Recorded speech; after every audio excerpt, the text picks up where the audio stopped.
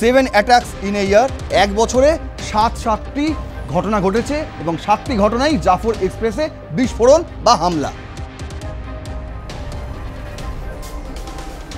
পাকিস্তানি সেনার জওয়ানরা সেই ট্রেনে সফররত ছিলেন এবং সেই কারণেই এই জাফর এক্সপ্রেস ওই সময়ে টার্গেট করেছিল এই দুটি গ্রুপ, বালোচ রেবেল গ্রুপ এবং বালোচ রিপাবলিক গার্ডস। যতদিন না বালুচিস্তান স্বাধীন হচ্ছে ততদিন এই ধরনের হামলা, এই ধরনের বিস্ফোরণ চলতেই থাকবে। কে বলছে? বালোচের এই গোষ্ঠীগুলো বলছে, Baloch rebel group, Baloch republic guard.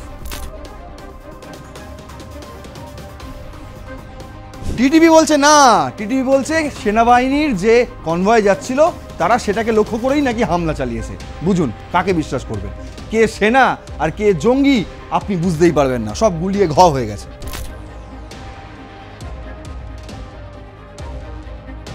এদিক থেকে আমেরিকার সেনাও যদি ঢুকে যায় পাকিস্তানের মধ্যে কি হয় বুঝতে পারছেন? শুধু পাকিস্তান, চীন আর আমেরিকাকে নিয়েই কিন্তু ক্ষান্ত নেই, আবার রাশিয়ার দিকেও হাত বাড়াচ্ছে। ইন্ডিয়াকে মেসেজ দিচ্ছে, দেখো আমার কাছে চীনও আছে, আমেরিকাও আছে, রাশিয়াও আছে, আদতে তোর কাছে কি আছে সেটা পাকিস্তান নিজেও জানে না।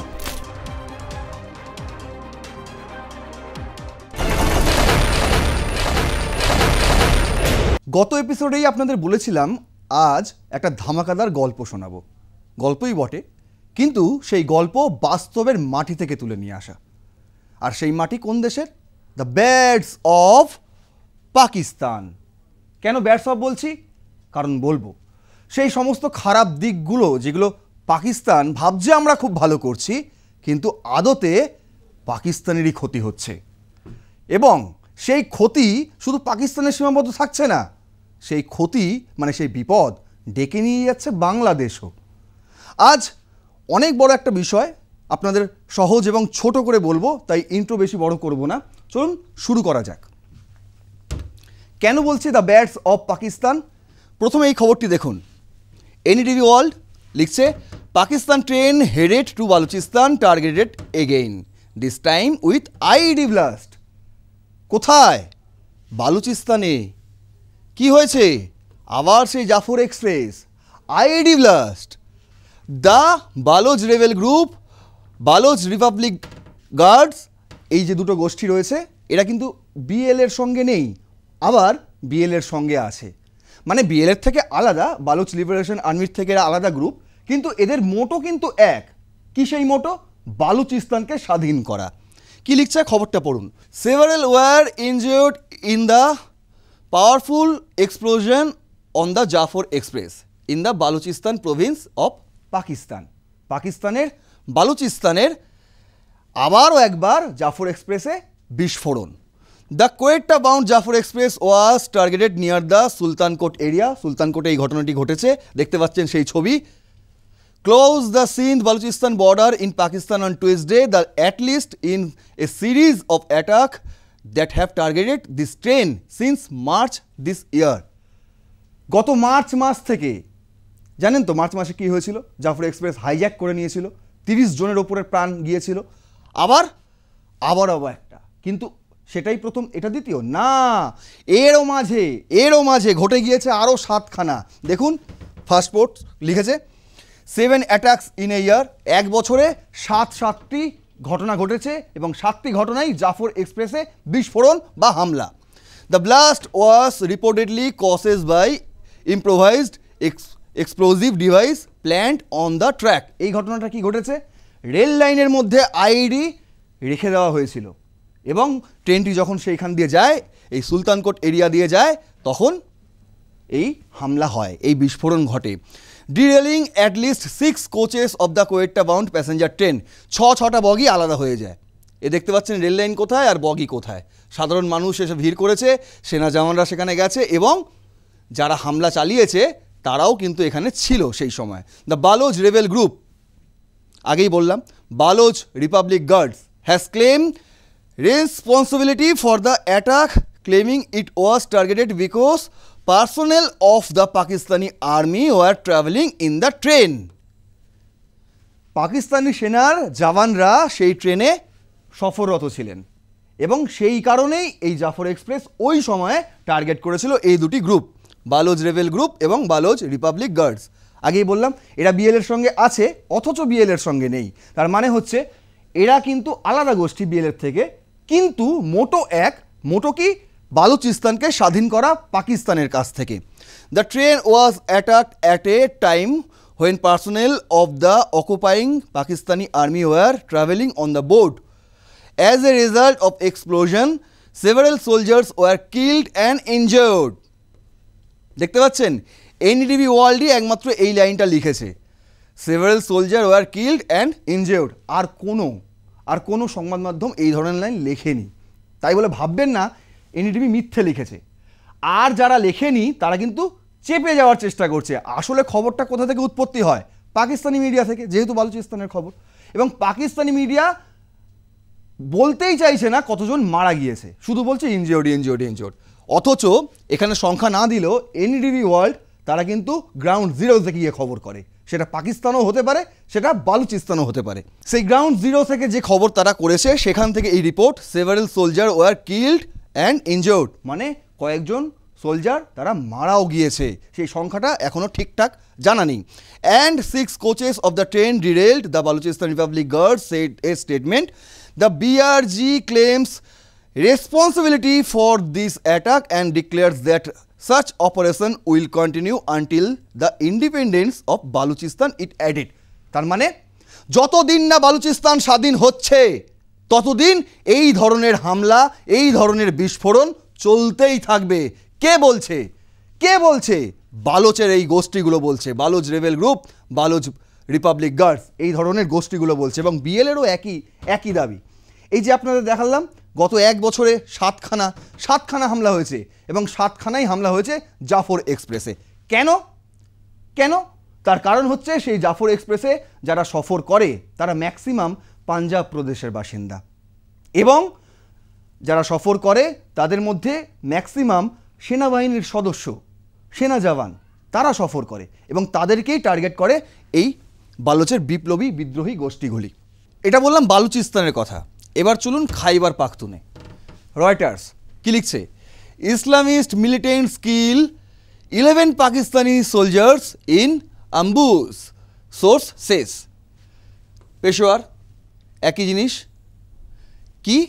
অ্যাম্বুসড a Pakistani military convoy near the Afghan border on Wednesday. ওটা ঘটেছিল কবে? মঙ্গলবার। আর এটা ঘটলো কবে? বুধবার। মানে পরপর দুদিন দু জায়গায় হামলা। বালুচিস্তানে করেছিল বালোচের যে বিদ্রোহী গোষ্ঠীগুলি, আর এখানে killing 9 soldiers and 2 officers, source said, with the Pakistani Taliban claiming responsibility. এখানে টিটিপি করেছে।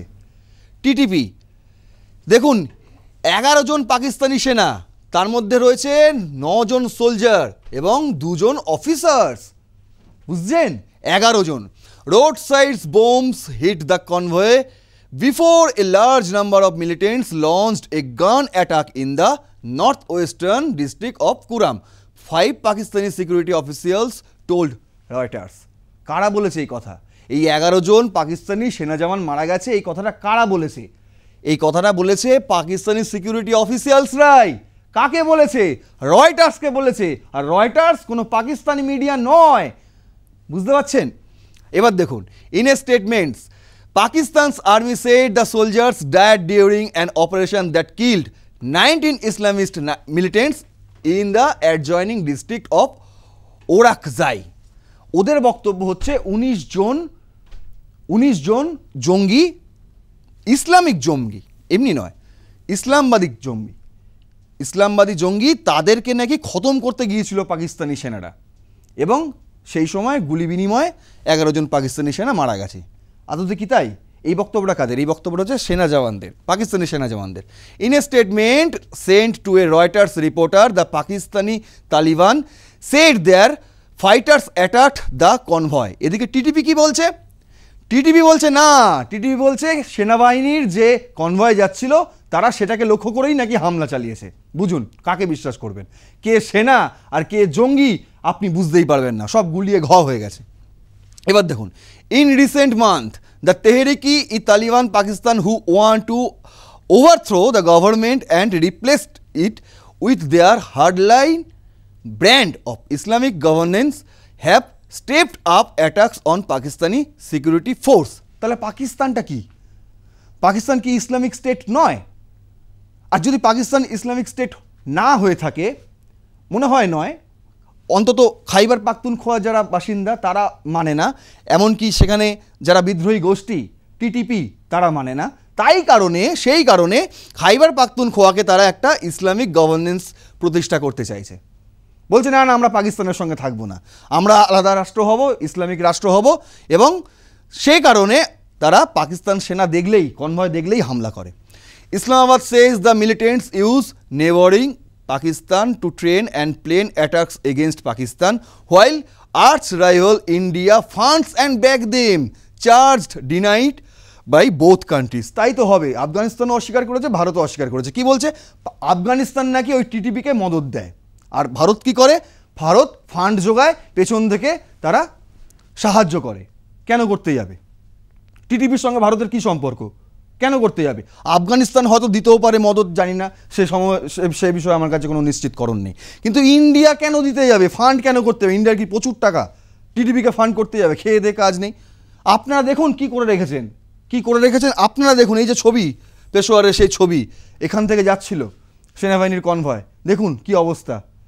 সেনাবাহিনী বলছে আমরা একটা অভিযানে যাচ্ছিলাম, সেই সময় গুলি বিনিময় হয়েছে, আর টিটিপি বলছে না না, ওরা কনভয় নিয়ে যাচ্ছিল, আমরা দেখেছি, হামলা করে দিয়েছি। কাকে বিশ্বাস করবেন? কেন হচ্ছে এই ঘটনাগুলো সেটাও শুনুন। ফার্স্ট পোস্ট একটা সুন্দর আর্টিকেল করেছে, why the train is vulnerable to attacks, the Jaffar express has been particularly vulnerable to attacks perpetrated by Baloch rebels, according to Al Jazeera. Security personnel from the Pakistani force, mostly from Punjab and Khyber Pakhtunkhwa province, যেটা আপনাদের বলছিলাম, often use the train to commute, which is why it is the perfect target for the BLA as well as the Tehrik-i-Taliban Pakistan. যেহেতু Punjab প্রভিন্সের maximum বাসিন্দা এবং সেনা জওয়ানরা সেই ট্রেনে সফর করে, তাই এই জাফর এক্সপ্রেস সফট টার্গেট কাদের কাছে? বিএলএর মতন গোষ্ঠীগুলোর কাছে এবং খাইবার পাখতুনখোয়ায় তেহরিকি তালিবানের মতন গোষ্ঠীগুলোর কাছে। জানে এই ট্রেনটাকে হামলা করতে পারলেই তাহলে বার্তা চলে যাবে ইসলামাবাদে। কিন্তু the Pakistan army has a brutal track record in Balochistan. আপনারা জানেন, the country's largest and least populated province, human rights activists, the Pakistan army has a brutal track record in Balochistan. জানেন আপনারা, the country's largest and least populated province, human rights activists have accused the Pakistani army of disappearing thousands of Baloch youths. শুধুমাত্র বালুচের যে বিদ্রোহী গোষ্ঠী তারা নয়, সাধারণ মানুষ থেকে শুরু করে বিভিন্ন হিউম্যান রাইটস অ্যাক্টিভিস্ট থেকে শুরু করে প্রত্যেকেই কিন্তু পাকিস্তান সরকারের বিরুদ্ধে। তারা একটা স্বাধীন বালুচিস্তান চায়। আর যে কারণে এই যে ক্রোনোলজি, জাফর এক্সপ্রেস অ্যাটাক, সবটাই কিন্তু 2025। প্রথমে 11ই মার্চ হাইজ্যাক হয়েছিল, জানেন সেই খবর, কি অবস্থা হয়েছিল সেই ছবি। তারপরে হয়েছিল জুন 2025, তারপর হয়েছিল 28শে জুলাই। কি হয়েছিল? সব কটা কেসই হচ্ছে এক, জাফর এক্সপ্রেসে হামলা। কে করেছে? বালুচের বিদ্রোহী গোষ্ঠীগুলি। তারপর হচ্ছে 4ই আগস্ট, 1, 2, 3, 4, এদিকে 7ই আগস্ট, 5, এদিকে 10ই আগস্ট, 6 এবং রিসেন্ট যে ঘটনাটি 7। তাহলে কি হলো? গত এক বছরে 7টি ঘটনা জাফর এক্সপ্রেসে। কেন? কি কারণে? আচ্ছা, মার্চে যেগুলো হয়েছিল, এরপরে যেগুলো হয়েছিল নয়, আমরা মানলাম। আবার নতুন করে সম্প্রতি কিসের জন্য এই হামলা? গত এপিসোডে আপনাদের বলেছিলাম কিভাবে পাকিস্তান আগারও খেতে চাইছে, আবার তলারও খেতে চাইছে। চীনের থেকেও টাকা নিচ্ছে, আমেরিকার থেকেও টাকা নিচ্ছে। ভাবছে আমরা বিশাল লাভবান হয়ে যাব, চীনকেও আমরা নাচাবো, আমেরিকাকেও আমরা নাচাবো। কিন্তু অথচ পাকিস্তান তো জানে না যে চীন আমেরিকা পাকিস্তানকে নাচিয়ে ছেড়ে দেবে। বুঝতে পারছেন কি অবস্থা? গোয়াদারে, আরব মহাসাগরে কি অবস্থা? গওয়াদার পোর্ট অলরেডি রয়েছে চীন যেটা নিয়ন্ত্রণ করে, তার পাশেই পাসনি, সেখানেও একটা বন্দর তৈরি করতে বলছে। কাকে? ডোনাল্ড ট্রাম্পকে, আমেরিকাকে। আরে চীন তো গওয়াদার পোর্ট পরিচালনা করে, তাহলে আবার তার পাশেই কেন একটা পাসনি পোর্ট দরকার? কেন দরকার? কিসের জন্য দরকার? অলরেডি পাকিস্তানের মধ্যে চীনা মিলিটেন্ট ঢুকে বসে আছে। অন্যদিকে আমেরিকা কি ভাবছেন, শুধু পাসনিতে একটা বন্দর করে ছেড়ে দেবে? আরে গওয়াদারও তো চীনের বেস ক্যাম্প রয়েছে, মিলিটারি বেস ক্যাম্প, তাহলে পাসনিতে আমেরিকা করবে না? পাসনিতেও আমেরিকা একটা মিলিটারি বেস ক্যাম্প করবে, বুঝতে পারছেন? এখানেও চীনের জওয়ান, ওখানে আমেরিকার জওয়ান। শুধু কি তাই? সিপেক জানেন, সিপেক তো হচ্ছেই না, চীন টাকা দিয়ে দিয়ে সিপেক তৈরি করতেই পারছে না। অতএব সবশেষে চীন বলে দিয়েছে, ছাড়ুন, আপনার দ্বারা হবে না, আপনারা পারছেন না, সাধারণ মানুষ এসে বিক্ষোভ দেখাচ্ছে, আমরা দেখে নিচ্ছি, আমাদের ওপর ছেড়ে দিন বলে চীন ওখানে সেনা পাঠিয়ে দিয়েছে। সিপেকের পার্শ্ববর্তী এলাকায় এখন চীনের সেনা মোতায়েন, বুঝতে পারছেন? এদিক থেকে আমেরিকার সেনাও যদি ঢুকে যায় পাকিস্তানের মধ্যে কী হবে বুঝতে পারছেন? শুধু পাকিস্তান, চীন আর আমেরিকাকে নিয়েই কিন্তু ক্ষান্ত নেই, আবার রাশিয়ার দিকেও হাত বাড়াচ্ছে। ইন্ডিয়াকে মেসেজ দিচ্ছে, দেখো আমার কাছে চীনও আছে, আমেরিকাও আছে, রাশিয়াও আছে, আদতে তোর কাছে কি আছে সেটা পাকিস্তান নিজেও জানে না। আর যখন পাকিস্তানে এত কিছু ঘটছে, তখন পাকিস্তানের সেনা প্রতিনিধি বাংলাদেশে গেছে কি করতে? কি কারণে? আরে বালুচিস্তান জ্বলছে, খাইবার পাখতুনখোয়া জ্বলছে, সেখানে সেনা মোতায়েন করো। বাংলাদেশের প্রতিনিধি দল পাঠিয়েছে। দেখুন, দ্য সিএসআর জার্নাল লিখেছে, Pakistan's lieutenant general Tabassum Habib receive red carpet welcome in Bangladesh. আমি বাংলাদেশ দর্শকদের জন্য বলছি, পাকিস্তান তো শেষ, আর কদিন বাদে মানচিত্র থেকেও হয়তো মুছে যাবে। কেন যেচে পড়ে বিপদ ডেকে আনছেন? কি দরকার এদেরকে রেড কার্পেটে ওয়েলকাম করার? কি দরকার? আপনারা বুঝতে পারছেন না বিপদ ঘনিয়ে আসছে, বিপদ আপনারা আমন্ত্রণ করে ডাকছেন, যে বিপদ কোথায় আছেন আপনি, চলে আসুন আমাদের দেশে। এই যে visits to defence institution and Cox's Bazar. কেন ভাই কক্সবাজারে কেন যেতে যাবে? ডিফেন্স ইনস্টিটিউশনে গেছে, বাংলাদেশের যে ডিফেন্স ইনস্টিটিউশন সেখানে গেছে। On October 8 lieutenant general Habib will visit the national defence college NDC in Dhaka. ঢাকাতে প্রথমে গেছে, সেখানে দেখে নিয়েছে, রেখে ডেকে করে নিয়েছে কোথায় কি আছে। আচ্ছা, তারপর official briefing and interaction with senior officers, senior অফিসারদের সঙ্গে কথাবার্তা বলেছে, জিজ্ঞাসাবাদ করে নিয়েছে, দাদা আপনার এখানে এইগুলো আছে, ঠিক আছে আমাদের লাগবে। আচ্ছা, তারপর later in the day he is schedule to fly to Cox's Bazar. তারপর কক্সবাজারে উড়ে চলে গেছে, ওখান থেকে where he will have a quiet lunch and check in at the বেওয়াজ হোটেল। সেখানে একটি হোটেলে তিনি থেকেছেন এবং সেখানে তিনি লাঞ্চ সেরেছেন। তারপর the Bangladesh army will host A dinner that evening. Bangladesh army, Bangladesh সেনা তাদের জন্য আবার লাঞ্চ দিচ্ছে, ডিনার দিচ্ছে। ঠিক আছে, বুঝতে পারছেন কি অবস্থা? মানে আবার একটা 71 হয়ে যায়, তার আগে সব জমি টমি মেপে যাচ্ছে, কোথায় কি আছে না আছে সব কিছু দেখে টেকে যাচ্ছে। The visiting Pakistani general is expected to depart for Islamabad on October 9। মানে যে সময় আপনি আমার এই এপিসোডটি দেখছেন সেই সময় এই প্রতিনিধি দল, লেফটেন্যান্ট জেনারেল তাবাসসুম হাবিবের নেতৃত্বে এই প্রতিনিধি দল ইসলামাবাদে রওনা দেবে। আচ্ছা, এখানে কি লিখছে? The visit is being viewed as part of a series of quiet military engagement between Dhaka and Rawalpindi over the past year. 2024-এর 5ই অগাস্ট হাসিনা বাংলাদেশ ছেড়েছিলেন, তারপর থেকেই রাজাকারদের পোয়া বারো। তারা এবার ভেবে নিয়েছে আমরা পাকিস্তানের ভাই ভাই, পাকিস্তানের সবাই এবার বাংলাদেশে আসতে শুরু করেছে। গত এক বছরে, এটা প্রথম নয়, গত এক বছরে প্রায় সিরিজ, কি লিখছে সিএসআর জার্নাল, প্রায় সিরিজ, বুঝতে পারছেন, ক্রম তালিকায় আসছে। In January 2025 to senior officials of Pakistani Inter-Service Intelligence, ISI এর দুজন সিনিয়র অফিসার, নাম কি? Major general Shahid Amir Afsar and major general Alam Amir Awan, এরা বাংলাদেশে এসেছিল, বুঝতে পারছেন? জানুয়ারি 2025-এই ISI এর লোকেরা বাংলাদেশে এসে রেকি করে গেছে, কোথায় কি আছে সব দেখে গেছে। This was followed by a June visit by 3 Pakistani army brigadier. এরপর জুন মাসে পাকিস্তানের ব্রিগেডিয়াররা এসেছিলেন 3 জন। ঠিক আছে, তারা আবার 10th ইনফ্যান্ট্রি ডিভিশন হেডকোয়ার্টার্স যেটা কক্সবাজারে রয়েছে সেখানেও গিয়েছিলেন। কক্সবাজার এত গুরুত্বপূর্ণ কেন পাকিস্তানের কাছে? কিসের জন্য? যারাই আসে কক্সবাজারে চলে যায়। আপনাদের মনে প্রশ্ন জাগে না? বাংলাদেশের দর্শকদের বলছি, আপনাদের মনে প্রশ্ন জাগে না যে যখনই যারা আসছে, ISI এর লোক আসছে কক্সবাজারে চলে যাচ্ছে, ব্রিগেডিয়ার আসছে কক্সবাজারে চলে যাচ্ছে, লেফটেন্যান্ট জেনারেল আসছে কক্সবাজারে চলে যাচ্ছে, কক্সবাজারে আছেটা কি দরকার সেখানের এই 10th ইনফ্যান্ট্রি ডিভিশন হেডকোয়ার্টার্সে গিয়ে ঢু মারা? রেকি করছে নাকি? কোথায় কি আছে দেখছে নাকি? মোর রিসেন্টলি 3 আদার্স পাকিস্তান, এটা এই যে গল্পটা রিসেন্ট যেটা এসছে, এই তাবাসসুম হাবিব এটা বলেছে। তাহলে বুঝতে পারছেন পর্যায়ক্রমে পাকিস্তানের সেনা ISI আসতেই থাকছে। এটা কিন্তু একটা ভারতের পক্ষে উদ্বেগজনক বিষয়, বুঝতে পারছেন না? কক্সবাজারটাকে খালি বারবার করে রেখি করে যাচ্ছে কেন? কি দরকার? কোথায় মতলব? কি ষড়যন্ত্র?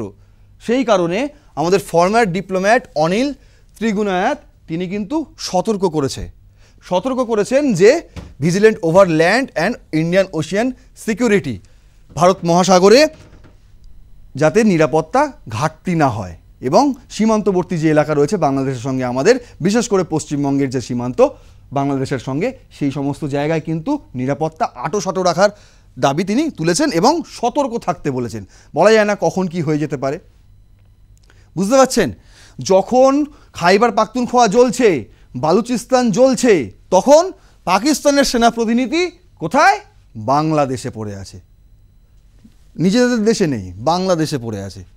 আর ওদিকে কি করছে? আরব মহাসাগরে গোয়াদারের পাশে পাসনি বলে আরেকটা পোর্ট বানানো হচ্ছে, আমেরিকাকে বরাদ দেওয়া হয়েছে। $1.2 বিলিয়ন মার্কিন ডলার প্রজেক্ট। বুঝতে পারছেন কত টাকার খেলা? খালি টাকা লুটছে, টাকা, কিন্তু জানে না যে এইভাবে নিজের দেশটাই তারা বিক্রি করে দিচ্ছে। কিছু অংশ চীন নিয়ে চলে যাবে, কিছু অংশ আমেরিকা নিয়ে চলে যাবে। এবার আমেরিকা চীন নিয়ে হচ্ছে না, এবার রাশিয়াকে টানছে। কীভাবে রাশিয়াকে টানছে দেখুন।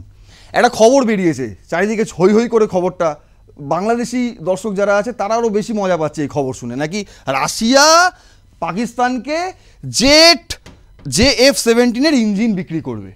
ভাবুন। আচ্ছা দেখি কতটা সত্যি এই খবর। Is Russia going to sells its advance jet engines to Pakistan? আদৌ কি তাই? দেখুন কি বলছে। ফর দোজ হু আর আনওয়্যার, যারা জানেন না তাদের জন্য বলছি। The JF-17 which is used by Pakistan does inherit use the Russian RD-39 turbofan engine which is a variant of the Klimov RD-33 engine used the MiG-29 fighter. MiG-29 fighter Bharat ব্যবহার করে, সেই fighter বিমানে যেটা রয়েছে, যে ইঞ্জিন রয়েছে ক্লিমোভ RD-33 প্রায় এরই সমগোত্রীয় হচ্ছে RD-93। আর এই যে RD-93 এটা কিন্তু already which is used by Pakistan, already Pakistan ব্যবহার করে, অথচ পাকিস্তানরা নিজেরাই জানে না, তারা ছড়িয়ে বেড়াচ্ছে যে এই ইঞ্জিনই এবার রাশিয়া আমাদের পাঠাবে, কিন্তু তারা আগে থেকেই ব্যবহার করে, নিজেরাও জানে না। যদি জানতো তাহলে কি এটা বলতো যে রাশিয়া আমাদের ইঞ্জিন পাঠাবে, JF-17 ইঞ্জিন পাঠাবে? বলতো যদি জানতো? জানেই না, পড়াশোনাই জানে না, কি করে জানবে যে কোন ইঞ্জিন কোথায় আছে? However, Pakistan does not directly procure the engine from Russia, তারা নিজেরা সরাসরি নেয় না। কিভাবে নেয়?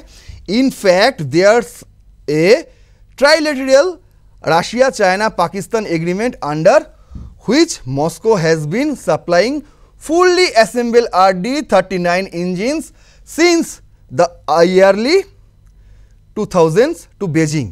মানে 2000 সাল থেকে বেজিংকে কিন্তু এই ইঞ্জিন RD-93 সাপ্লাই করছে, অ্যাসেম্বলভাবে সাপ্লাই করছে কারা? রাশিয়া। এবং সেটা মানে চীন then fit it into the JF-17 and then supply it to the Islamabad. এবার চীন কি করছে? সেই চীন ইঞ্জিন ফাইটার বিমানে অ্যাসেম্বল করছে, অ্যাসেম্বল করে সেই ফাইটার বিমান পাকিস্তানকে পাঠাচ্ছে। তার মানে বুঝতে পারছেন পাকিস্তানের কাছে কিন্তু আগে থেকেই ওই ইঞ্জিন রয়েছে ওই বিমানে, তারপরে এখন নতুন করে খবর ছড়াচ্ছে রাশিয়া ইঞ্জিন পাঠাবে। কেন? ভারতকে মেসেজ দিতে হবে। How has Russia responded? Economic Times লিখছে, সোর্স দিয়ে লিখছে যে Russia and India have an understanding that Moscow would not ever supply any defence hardware to Pakistan. Bharat রাশিয়ার মধ্যে এমনই সম্পর্ক যে রাশিয়া কোনো দিনও পাকিস্তানকে ডিফেন্স সংক্রান্ত মানে প্রতিরক্ষা সংক্রান্ত কোনো মাল কিন্তু সাপ্লাই করবে না, কোনো পণ্য সাপ্লাই করবে না, which is detrimental to India. The sources further added that claims of supplying engines to Pakistani were mischievous and fictitious and created to spoil atmosphere before the visit the Russian president in December। মানে এই ডিসেম্বরে Putin আসছে ভারতে, বুঝতে পারছেন? সেখানেই পিলে চমকে গেছে পাকিস্তানের। আরে পুতিন ভারতে যাচ্ছে, পাকিস্তানের সঙ্গে সম্পর্ক নেই। আরে ভারতে তো ব্রিটেনের প্রধানমন্ত্রীও এসছে স্টারমার, অন্যদিকে ইউনুস গিয়েছিলেন ব্রিটেনের প্রধানমন্ত্রীর সঙ্গে দেখা করতে, তাকে পাত্তা পর্যন্ত দেয়নি, দেশেই ছিলেন অথচ দেখাও করেনি। অন্যদিকে দেখুন নরেন্দ্র মোদীর সঙ্গে তিনি নিজে এসে দেখা করছেন, নিজে এসে মুম্বাই বৈঠক করছেন। বুঝতে পারছেন বাংলাদেশ পাকিস্তানের কি অবস্থা আর ভারতের অবস্থানটা কোথায়? এবার পুতিনও আসবে ডিসেম্বরে, তার আগে ভারতকে মেসেজ দিচ্ছে যে রাশিয়া তো আমাদের ইঞ্জিন পাঠাচ্ছে। বুঝতে পারছেন বিষয়টা? বোঝা যাচ্ছে? এবার বলি, পাকিস্তান চাইছে ভারতকে মেসেজ দিই চীন আমাদের সঙ্গে রয়েছে, আমেরিকা আমাদের সঙ্গে রয়েছে, এবার রাশিয়াও আমাদের সঙ্গে রয়েছে, তোমাদের সঙ্গে কে রয়েছে ভাই? খুব মজা না? খুব মজা। কিন্তু এটা মজার বিষয় নয়। পাকিস্তানবাসীর পাশাপাশি বাংলাদেশবাসীর কাছেও এটা মজার বিষয় নয়। তার কারণ পাকিস্তান ভাবছে আমরা বিশাল বিশাল আমরা কিছু পেয়ে গেছি, চায়না আমাদের সঙ্গে রয়েছে, চীন আমাদের সঙ্গে রয়েছে, রাশিয়া আমাদের সঙ্গে রয়েছে, থাকুক আর নাই থাকুক ভারতকে তো মেসেজটাই দিতে পারছি। কিন্তু যখন এই পাকিস্তানের জন্য একে অপরের সঙ্গে লড়াই করবে চীন, আমেরিকা, রাশিয়া, তখন পাকিস্তান কি হবে? তখন পাকিস্তান রণক্ষেত্রে পরিণত হবে, ধ্বংস হয়ে যাবে পাকিস্তান। যখন চীন, আমেরিকা, রাশিয়া তিনটে দেশ এসে পাকিস্তানে যুদ্ধ করবে পাকিস্তানকে পাওয়ার জন্য। বুঝতে পারছেন কি ভয়ঙ্কর খেলা খেলছে আসিম মুনির, শেহবাজ শরীফরা? আর তার এফেক্ট কিন্তু বাংলাদেশে গিয়ে পড়বে। তাই বাংলাদেশি দর্শকদের বলছি এখনো সময় আছে, সরকারকে বোঝান, এই অন্তর্বর্তী সরকারকে বোঝান যে এদের হয়ে দাবিদারি করবেন না, এই শেহবাজ শরীফ, আসিম মুনিরদের হয়ে দাবিদারি করবেন না। এদের হাতে কিছু নেই, এরা এখন নিঃস্ব হয়ে গেছে। মাত্র $8 বিলিয়ন মার্কিন ডলার পড়ে রয়েছে, যা 2 মাস চলবে পাকিস্তানের, 2 মাস, তারপর নিঃস্ব। এখন এরা খুঁজছে কিভাবে ভান্ডার ভরানো যায়, কিভাবে আরও টাকা আনা যায়। বুঝতে পারছেন? আর এই সময় দাঁড়িয়ে বাংলাদেশ বলছে পাকিস্তান আমার ভাই, পাকিস্তান আমার ভাই। শেষ হয়ে যাবেন, মুছে যাবেন পাকিস্তানের মতো। এখনও সময় আছে, নিজেদের শুধরে নিন, না হলে সময় খুব খারাপ আসছে, সময় খুব খারাপ আসছে। আপনাদের মতামত জানান, কমেন্ট করুন, লাইক করুন এবং শেয়ার করুন এই ভিডিওটি। এখনকার মতন এই পর্যন্ত, দেখতে থাকুন রণক্ষেত্র। জয় হিন্দ, বন্দে মাতরম।